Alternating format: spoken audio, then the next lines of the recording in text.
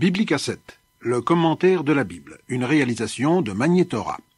Section Shemot, première section shabbatique du livre de l'Exode, commenté par le professeur Binyamin Gross.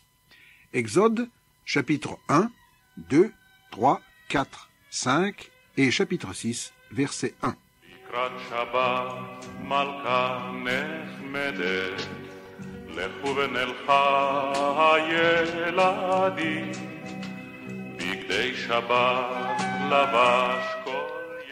Le Shabbat, dit-on, est le pivot de la semaine. C'est autour de lui que tournent les autres jours, à tel point que dès la sortie du Shabbat, le samedi soir, jusqu'au mardi, nous vivons dans l'ombre projetée par le Shabbat qui vient de s'achever. Dès le mercredi, nous entrons dans le cercle de lumière du Shabbat qui s'annonce. Et en fait, dès ce jour-là, la mère juive commence à préparer son Shabbat en achetant le poisson, la viande, les légumes et les fruits dont elle prépare les mets du jour consacrés au repos du corps et de l'âme. Le Shabbat, on mange mieux que les autres jours, non seulement par la nature des plats que l'on déguste, mais par l'atmosphère de calme, de détente qui caractérise les repas du vendredi et du samedi. Il y a même le samedi, vers la fin de l'après-midi, avant la sortie du Shabbat, un troisième repas, une sorte de goûter copieux, la Seouda Shelishit. Sans être plantureuse, cette collation, composée de pâtisseries salées et sucrées, de fruits, etc., est surtout prétexte à bénédiction, car on prononce une bénédiction sur chaque chose, sur l'eau, sur le vin, sur les alcools, sur le pain, sur les fruits de la terre ou de l'arbre, etc. Celui qui invite à une Seouda Shlishit aura à cœur d'offrir à ses hôtes un nombre aussi grand que possible de friandises et de fruits pour y multiplier à sa table le nombre des bénédictions. Non seulement on déguste plutôt qu'on ne mange, mais on commente la Torah et surtout on rapporte des légendes et des citations du Talmud et des autres commentaires.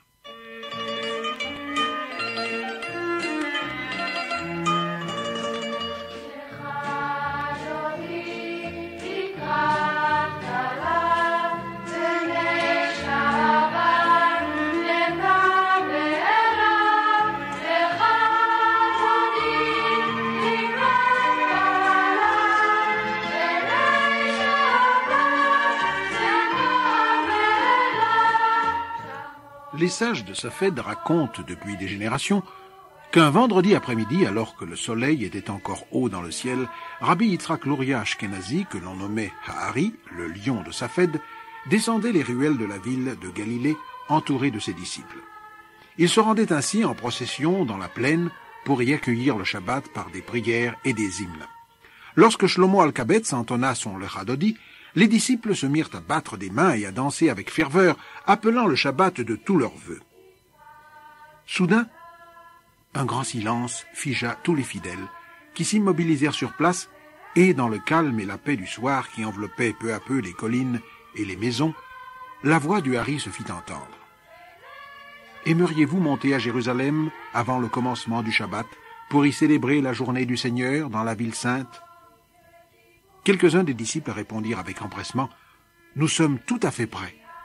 D'autres dirent « Nous voulons bien te suivre, mais nous devons auparavant consulter nos épouses. » Rabbi Yitzhak Luria Ashkenazi soupira avec tristesse, et contemplant ses disciples, il leur dit « Le moment est passé, l'instant s'est enfui. Si vous aviez tous répondu spontanément, affirmant votre souhait de célébrer le Shabbat à Jérusalem, la délivrance serait arrivée. Maintenant, il est trop tard.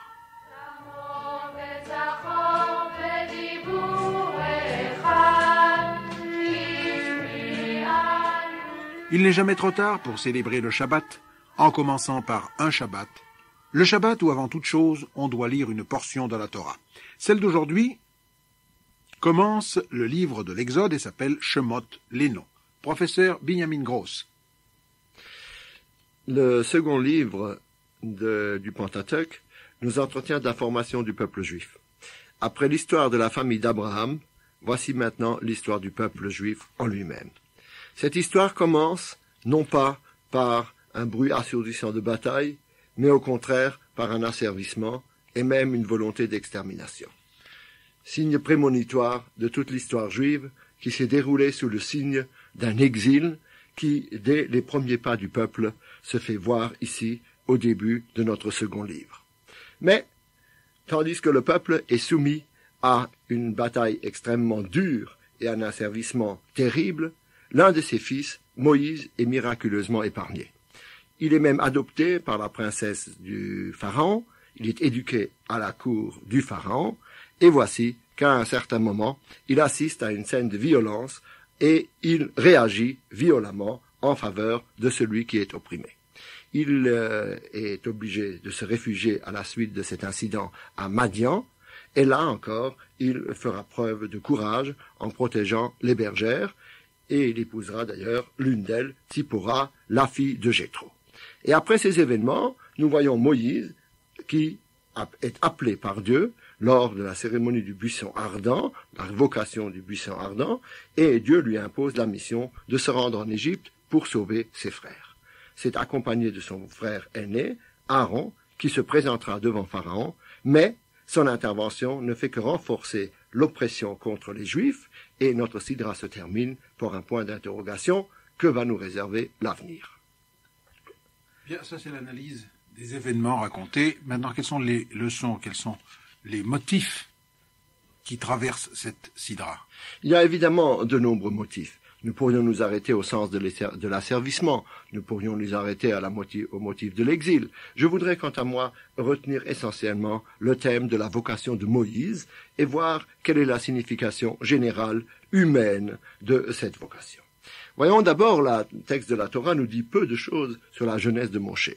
Nous savons seulement qu'il a été sauvé par sa mère, qu'il a placé sur le Nil, et que finalement il sera recueilli par la princesse de Pharaon et élevé à la cour. Mais je crois que si nous ignorons tout de la jeunesse et de l'éducation qu'a reçu Moshe, nous voyons cependant que le texte est très précis sur tout ce qui précède même sa vocation. En effet, à 3 reprises, nous voyons Moïse avant que Dieu l'appelle, c'est-à-dire par un mouvement de sa propre initiative, se poser en justicier. Et je crois que ce n'est pas par hasard que le texte nous rappelle 3 événements que nous pourrions grouper sous toujours le signe d'un homme qui fait preuve de courage, d'intervention, d'engagement, dirions-nous aujourd'hui. En effet, Moïse grandit et il va vers ses frères. Remarquons, il y va de son propre chef. Il n'est appelé par personne. Mais, lorsqu'il assiste à une rixe entre un Hébreu et l'Égyptien, et qui voit que c'est parce que l'Hébreu est hébreu qu'il est maltraité, eh bien il n'hésite pas. Il intervient et il tue l'Égyptien. Une seconde fois, il y aura une rixe entre un Hébreu et un Hébreu, et là encore, il ne manquera pas de réprimander celui qu'il considère comme étant l'oppresseur. Et enfin, réfugié à Midian et arrivant près du puits, lorsqu'il voit que les bergères sont importunées, il n'hésite pas là non plus, lui, l'étranger, à se poser entre les opportunistes, entre les antagonistes, et là également, il intervient, fait preuve de courage, et sans tenir compte du fait qu'il est étranger, sans tenir compte de quelles pourront être les conséquences de son geste, des oppositions qui peuvent se manifester, Moïse réagit toujours. Eh bien, c'est cette réaction qui fait que lorsque Moïse arrive au buisson ardent, il n'est plus un jeune homme, il a 80 ans. Et par conséquent, il pourrait peut-être s'attendre à une vie, on dirait aujourd'hui, à prendre sa retraite. Mais il n'en est rien. C'est juste à ce moment-là, alors que Moïse apparemment a déjà une vie de berger extrêmement bien remplie, voilà que Dieu le rappelle. Et lui dit non, il faut que tu retournes en Égypte. Eh bien, je voudrais que nous arrêtions un instant à cette manifestation extraordinaire de la vocation du premier prophète. La Bible nous dit, il ne s'est jamais levé en Israël, et par conséquent également dans l'univers, un prophète comme Moïse. Eh bien, ce qui est extrêmement curieux, c'est cette révélation que Dieu fait à Moïse. Ce n'est pas la première fois que Dieu parle aux hommes. Il a déjà parlé à Abraham, il a déjà parlé à Isaac, il a déjà parlé à Jacob, et même avant les patriarches, nous le voyons intervenir dans la vie des hommes dans la Bible. Et cependant, il y a quelque chose d'extraordinaire, de nouveau, dans cette manifestation de Dieu à Moïse. Je voudrais que nous retenions surtout 2 points. Le premier, c'est que c'est la première fois que la manifestation de Dieu s'accompagne non seulement par une parole, mais également par une vision. Moïse voit un buisson ardent, le buisson brûle et ne se consume point. Et par conséquent, il est attiré par une vision avant même d'entendre la parole de Dieu. il est évident que nous ne saurions ne pas tenir compte de cette vision à côté de la parole. Il y a un contenu de la manifestation divine, il y a une mission qui est confiée à Moïse, mais cette mission aurait pu lui être confiée tout simplement par un ordre qui parvienne à Moïse. Il n'en est rien. Dieu se manifeste dans un buisson. Et par conséquent, cette vision fait partie, à mon sens, de l'événement même de cette révélation. Et en effet, nos sages ont insisté longuement sur la signification symbolique de cette mission. Et ont montré que la vision du buisson ardent faisait partie intégrante de la prophétie. Et en effet, le fait que ce buisson brûle et ne se consume point pourrait être le symbole d'Israël. Moïse, tu vois, le peuple juif est en exil, il brûle, eh bien sache que cet asservissement, loin de le consumer, au contraire le renforce et que par conséquent il aura une continuité. D'autres parmi nos maîtres ont insisté sur le fait que Dieu se révèle non pas dans les cèdres du Liban, c'est-à-dire dans des arbres majestueux, mais au contraire dans le plus petit des buissons, un buisson humble, si bien que ce serait une leçon pour Moïse également, si la parole de Dieu se révèle à ceux qui sont humbles, qui se font petits devant Dieu. Et peut-être aussi pour nous montrer qu'il n'y a aucun endroit dans l'univers, fût-il le plus intime et fût-il le plus infime, qui soit libre de la présence de Dieu. La shrina, la présence de Dieu, est partout. Et d'autres encore, et je crois que cela est significatif, ont voulu nous dire c'est dans le buisson que Dieu se révèle, car dans le buisson, on peut y faire entrer la main d'une façon très facile, mais pour la retirer, eh bien, on s'écorche. De même, le peuple juif est entré en Égypte d'une façon extrêmement facile. Au contraire, il a été accueilli. Pharaon lui a fait un appel. Pharaon lui a donné la possibilité de s'établir, et le peuple juif a contribué grandement, grâce à Joseph, à l'épanouissement de l'Égypte. Mais lorsqu'ils voulurent sortir, eh bien, c'était impossible. Là encore, nous voyons une signification à longue échéance, puisque dans l'histoire juive, combien de fois les Juifs n'ont-ils pas participé à l'évolution de leur patrie d'adoption, et lorsque le moment était venu vraiment de les récompenser, c'est au contraire par le fait de les chasser ou de les exiler ou de les maltraiter qu'ils ont été récompensés de leur apport. Et par conséquent, nous voyons que cette manifestation de Dieu fait donc partie intégrante de la prophétie elle-même. Mais venons-en à la chose essentielle, c'est-à-dire à la réaction de Moïse. C'est la première fois, nous l'avons dit, que Dieu s'adresse à un homme pour lui confier une mission. C'est cela, je crois, la grande différence avec la révélation de Dieu aux patriarches. Dieu s'est adressé aux patriarches, leur a demandé quelque chose pour eux-mêmes. Les patriarches voyaient que eux-mêmes suivaient une certaine voie, mais ils n'étaient jamais chargés de mission. La prophétie, c'est tout d'abord que Moïse est investi d'une mission, non pas pour lui-même, mais en fonction du peuple. Et là, nous assistons à quelque chose d'extrêmement paradoxal, c'est que Moïse, au lieu d'accepter cette mission, eh bien, dans un discours assez long, il trouve de plus en plus de motifs pour refuser cette mission. Il refuse, et il y a un dialogue extrêmement poignant, je trouve, qui s'engage entre lui et Dieu.